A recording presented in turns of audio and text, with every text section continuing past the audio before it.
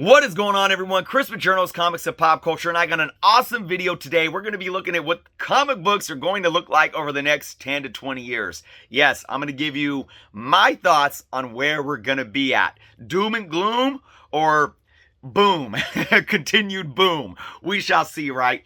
This video, though, today is my patron suggestion video for the month of March.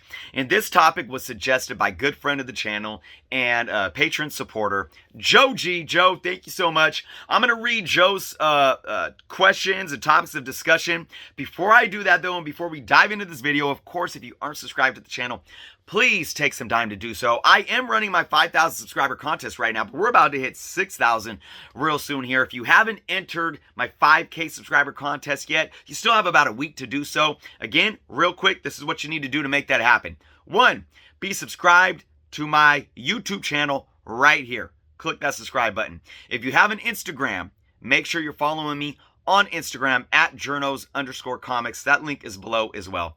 And also make sure you're subscribed to us at Comic Book Canon on YouTube. That link is below as well. That's what you need to do, and then you need to come back to any one of my videos and just comment saying, I'm subscribed to you and Comic Book Canon. That's all you need to do. All right, that out of the way. Be sure to check out all the awesome links below as well. And again, if you want to learn how to become a Patreon member of the channel for only $3.99 a month, check out the link. Check out my site there on patreon.com. You get all kind of extra perks every single month, including automatic entry into my Patreon-only contest. And we get to do one of these every month as well. So let's get into this. I'm going to read Joe's questions that he has here on this topic. I'm going to read it all, and then we're going to dive into point by point, all right? Joe states, here's an interesting one. Looking forward 10 to 20 years, etc. What will comics evolve into? Yes, I love this question.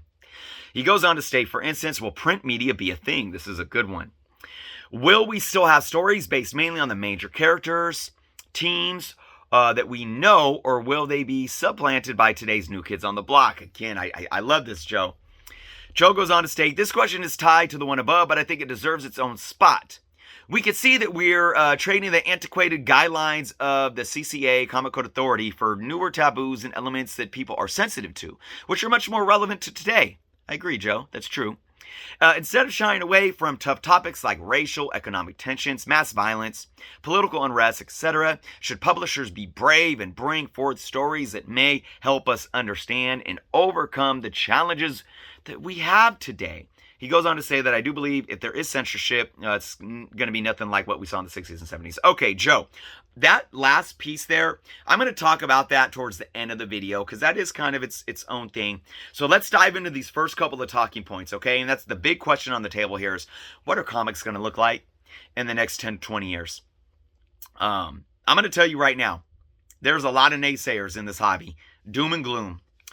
They think that the comic book industry is going to pop. It's a bubble. It's dying. Print media is going. It's gonna disappear and all this stuff. And I'm gonna sit and tell you guys, I don't believe it. I think in the next 10 to 20 years, comic books are gonna look pretty much like they do today. Absolutely. Will the cover price continue to increase? Yeah.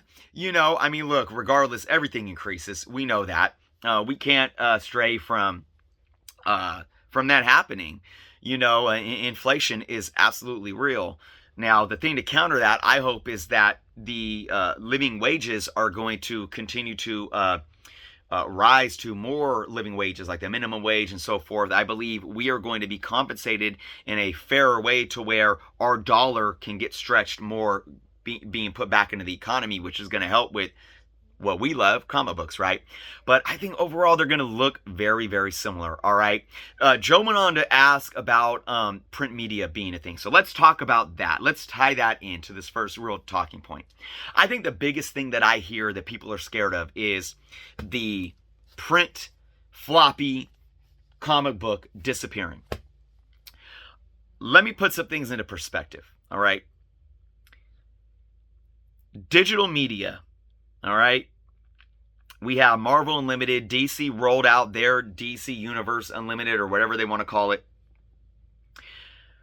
just recently. But over the last 10 years, since its inception, since digital comics came about 10 years ago, all right? There was initial growth over the first couple of years. But over the last 5-6 years, digital comics have stayed at about 10% of the market. 10%. And it's been that. So this idea that digitals are taking over, it's absolutely asinine, guys. It's crazy. Do I feel that digitals are going to take more of that percentage over the next 10 to 20 years? I do. But I don't think, even in 20 years from now, I don't think digitals are going to be even 50% of the market. I think maybe we could be looking at 25 to 35%, because the things that you need to understand is that the Internet of Things is going to drastically change. It's going to drastically change. We keep phones in our pockets right now when we have laptops and all this stuff. I think in the next 10 to 20 years, we're going to be like we're going to have, like, we can wear like a wristband, right? And it's going to project like a phone screen on our arm or something like that. Or instead of having an actual TV, the wall itself is going to be the TV. Everything's going to be voice activated and so forth. We can have a little, like in Star Wars, a little ball that's like sits on a countertop, and you like swipe, everything you see in Iron Man and all that stuff, it's coming to fruition. We can like swipe or voice activate this little ball, and it projects this big screen in the middle of a room or something like that. We already got smart refrigerators, smart vacuums, everything. So shifting into all these technologies, digital is going to evolve within comic books as well. So we will have more access to being able to read comic books digitally, but it's still not going to take away from the physical copy as much as I think people think. All right, like I said, I think over the next 10 years, the digital market can definitely double, and I think by 20 years it can triple from where it's at now. But I don't think it's going to be beyond that. I really don't.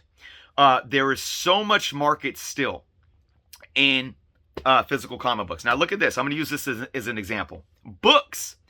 Over the last 10 to 15 years, the digital book has boomed much more than the digital comic book. I'm talking about novels and whatnot, right? But guess what? Physical books have not gone away. And I don't have the percentages, but I can guarantee you, well, I don't want to guarantee, but I'm going to estimate at the top of my head without looking at any data that the physical book market is still probably at least half of the market. At least. That's my guess. If anybody has those numbers, please feel free to leave the facts below. All right?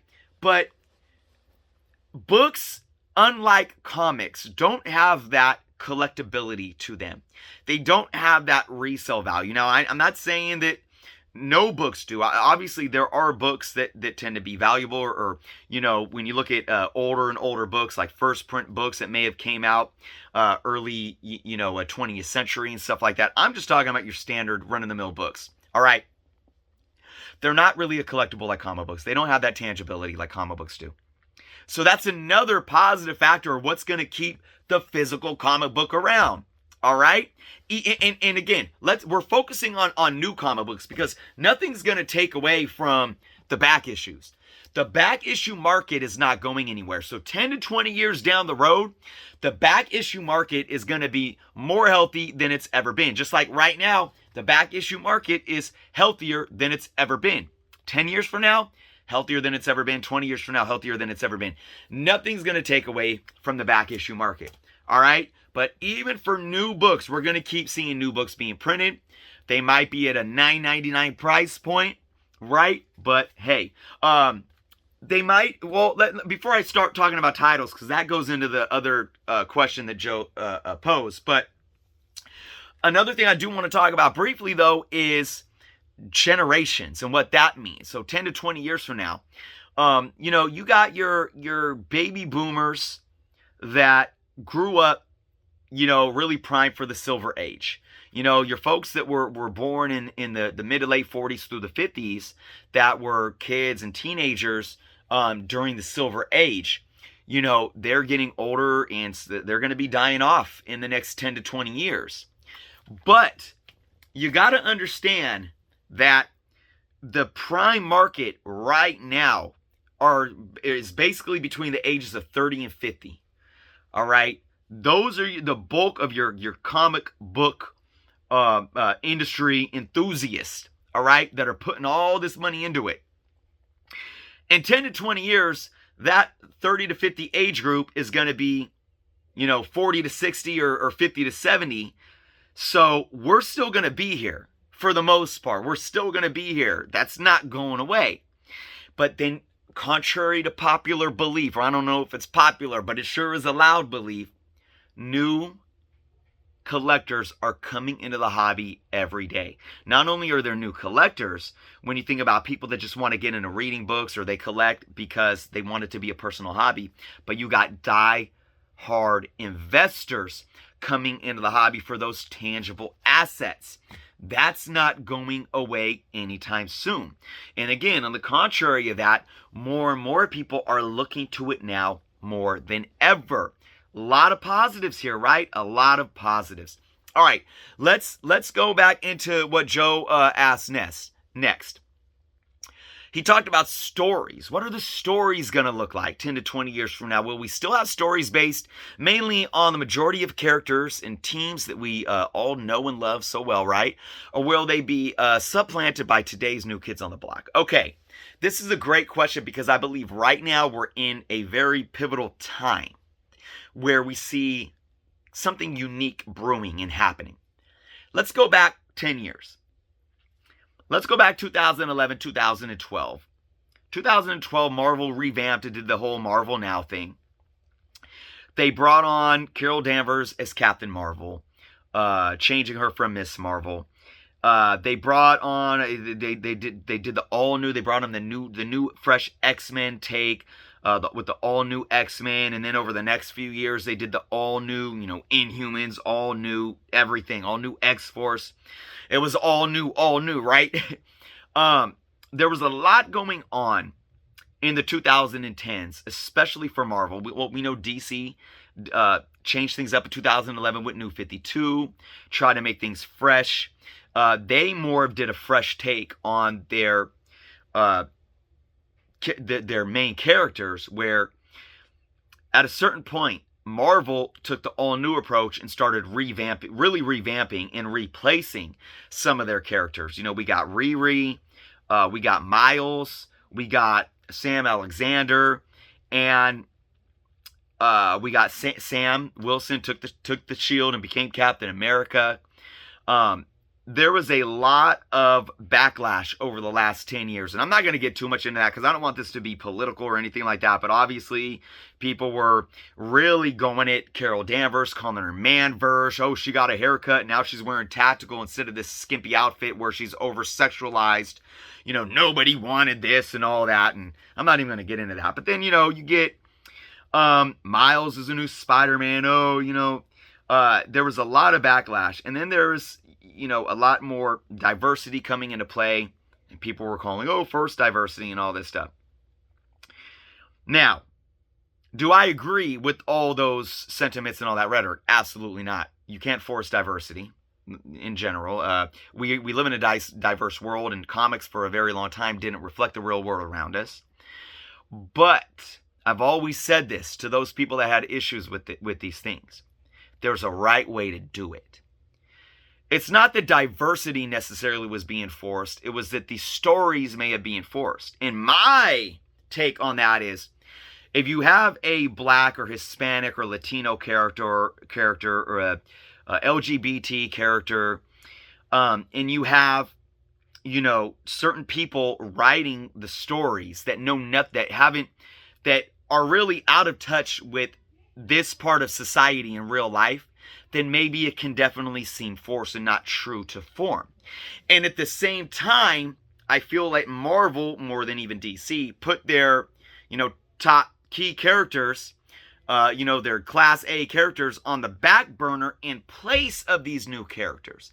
And I can understand how that rubbed people the wrong way. It's like, okay, well, you want to bring in new characters, whether it's for diversity or to keep things fresh, that's fine, but now I don't have a Cap storyline or something or I don't have, I know Spider-Man's always been there. What's another one? Like Iron Man disappeared for him, and maybe you want Tony Stark as your Iron Man, and Riri Williams is fine and all, but I want Tony, something like that, right? What they're doing now, I think, is really, I don't want to say perfect, but they've learned how to cater to all audiences. You're always going to have those few that are going to be mad about everything. Nothing's, it's always negative, or I don't even read modern comics anymore because it's this and that. Well, if you think it, how do you know if it's this and that if you don't read the comic books? Yeah, you're just a grumpy old man, right? So, what Marvel specifically, and I think DC has been doing a good job of this as well, they're now able to take all these fresh characters, whether they're a different ethnicity, a different gender, a different sexuality, all those, no matter if they're all those things. You can have a Miles Morales that has a mantle of Spider-Man, right? You can have a new Miss Marvel in Kamala Khan, but still have your, Carol Danvers Captain Marvel. You can have all these different characters that speak to a whole new audience while still staying true to these, class A characters that everyone, not everyone, at least folks our age and older, grew up with. So, Joe, to answer this part of the question, I absolutely think we're going to keep seeing this trend of, say, this hybrid crossover of these publishers need Peter Parker Spider-Man, Steve Rogers Captain America, Tony Stark Iron Man, Clark Kent Kal-El Superman, Bruce Wayne Batman. These characters are never going to go away. They will never go away.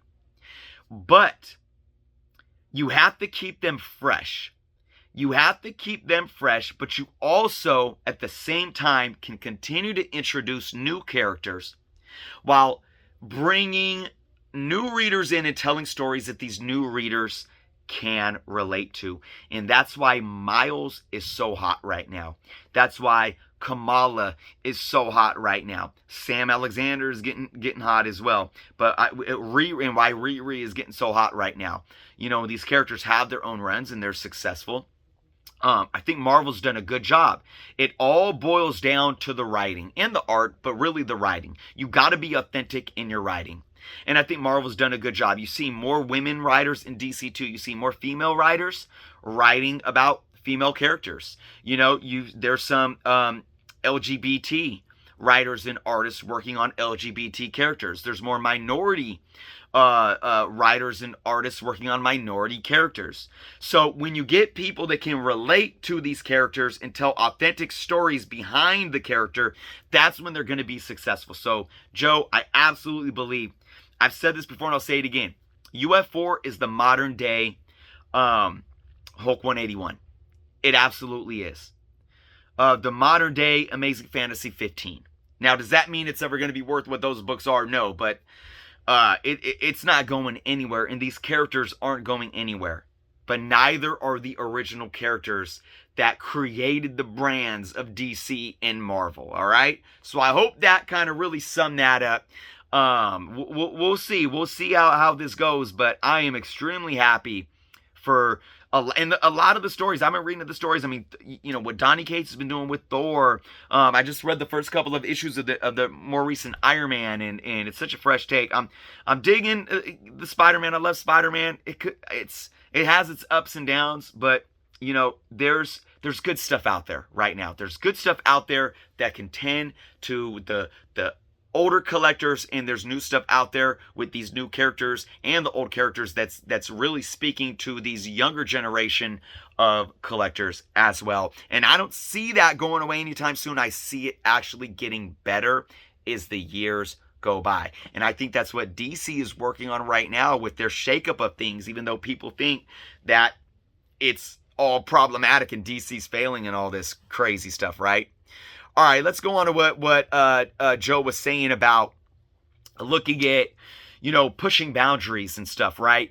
We're moving so far away from the Comics Code Authority and what they try to do to comic books, right? We have more, issues discussing race and economic tensions and mass violence, political unrest, and all these things. And I think absolutely that these issues are going to continue to be addressed. And we have to just go back and remember that this is what sparked the superhero. Political unrest, oppression, genocide, all these things are what created the superhero. Superman came from oppressive a state of oppression of a certain people having to say, how can we search for something bigger than us to give us hope. And I think that's why we have characters like, say, Miles Morales, who speaks to folks that may have been the downtrodden and want to see themselves in somebody that could be bigger than life and larger than life. Right? You get that with Black Panther, and nowadays with Shuri and what Shuri's done in the comic books, and you get young girls, whether you're black girls or minority girls or white girls, it doesn't matter. You look at these strong women being able to be queens and sit on a throne and have superpowers, and just we are going to keep telling stories that speak to where we are at in society and in the world today. Some people aren't going to understand some. Some people are going to be upset at some. We will never rid the world of hatred, racism, bigot. I hate saying that we will never rid the world. I hope that we do one day. But practically thinking, there's going to be those people that just focus on hate, racism, anger, prejudice, biases, whatever it may be. And God help them. Pray for them in their shortcomings. But people are going to push through and keep telling stories. That's what art is. Art is a reflection of what we go through. And most of the best art comes from the struggle. Whether it's music, whether it's painting, whether it's storytelling, whether it's comic books. And that's going to continue to happen. And again, you look at the business side of it. We need to keep holding the publishers accountable for making sure that they hire writers and artists that understand the art in these characters and the heart of the characters, because then we could keep telling genuine stories and keep making it fresh, right? I absolutely think that's going to keep happening. I absolutely too believe that, even though we live in a very divided world right now, whether it's even in comic books or just politics or whatever, I think that over the next 10 to 20 years, it may get worse before it gets better, but I think it's going to get better. I think we are going to see more unity moving forward. I think we are going to evolve past some of the ways of the past and get to a point, and we're going to see that reflected in comic books. I think we're going to have more of a worldly view with comic books. Jim Lee said last year at DC Fandom about how it's not just about diversifying for, different ethnicities in America. It's about diversifying in a global sense, meaning we want to tell stories that people in Asia and in India or China or the Middle East or Africa or Europe or Russia or South America, we are getting fan bases in these areas that are loving superheroes, and we need to tell stories that can speak to them as well. And I think, God, I can just keep going, guys. There's so much positive to be said about where we are going right now. So, to make my final statement on this and give my final words, the industry is not dying. The industry is evolving. All right? DC Comics and what they've done and their whole shakeup, people want their cake and they eat it too, right? They're going to complain about one thing, and then once that thing is shook up and changed, they're going to complain about what's new on the table, right? And that's what's happened with DC. We saw Marvel just depart from Diamond as well. And the same people that were saying, oh, Diamond's a monopoly, now that we have the big two publishers breaking away and diversifying in terms of their distribution, those same people are like, oh, it's the end of print comics and all this stuff. No. The industry is evolving.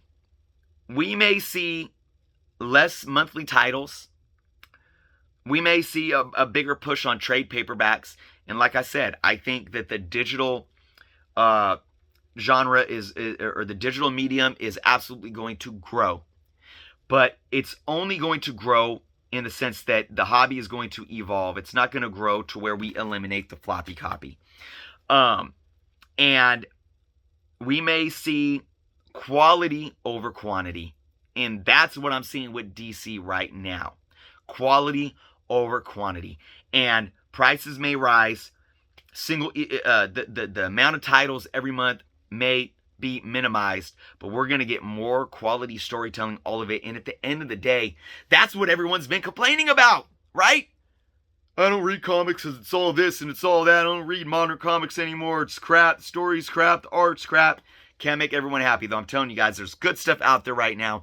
And I think we're going to continue on this trend for the next 10 to 20 years. I can't wait to make a video 10 years from now and revisit this. So that's my video for today. Joe, thank you so much for all of these awesome questions. I love talking about this stuff. I may talk about this more maybe in a couple weeks and dive into this stuff on a live stream. Hopefully after you guys watch this video, we can come live and have a live discussion on it. So again, Joe, I want to thank you. I want to thank you all for watching. Let me know your guys' thoughts in the comments below of what you thought about everything that I had to say and what you thought about the questions. Where do you see comic books in the next 10 to 20 years? And again, if you aren't subscribed to the channel, please take some time to do so. And with that being said, be well, and until next time.